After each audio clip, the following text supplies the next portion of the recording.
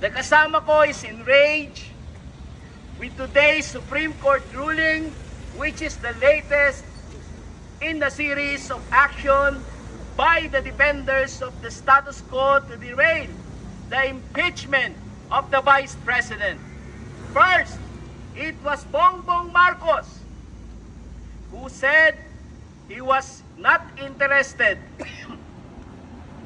he was not interested in the impeachment, that he did not want it, and was in effect saying he did not care for accountability for corruption. Then it was the Senate that delayed the convening of the impeachment court, delayed the final trial, imposed new requirement for proceedings with the trial, and remanded the articles of impeachment to the House of Representatives while opening the option for dismissing an impeachment complaint even without the trial. Now comes the Supreme Court with its interpretation of the law that favors the impeached Vice President and imposes new requirements for holding public officials accountable by impeachment. The ruling makes impeachment even more difficult than it already is.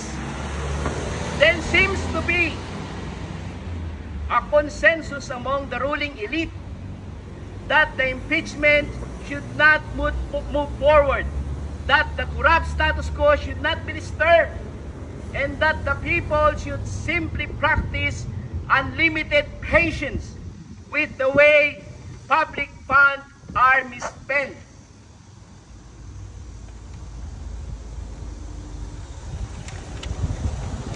What this shows is how utterly bankrupt the prevailing system is, how justice is so easily denied that the poor, while those in power avoid legal scrutiny with ease.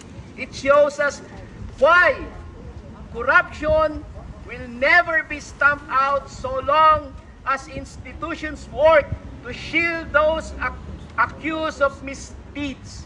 However, history will judge those who, in the time of intense crisis and widespread abuse of power, use technicalities to deny accountability for corruption.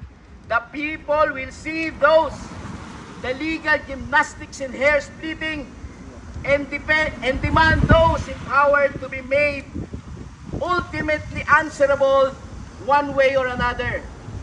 The fight is not over. Vice President Sara Duterte should be put on trial for the case of betrayal of public trust.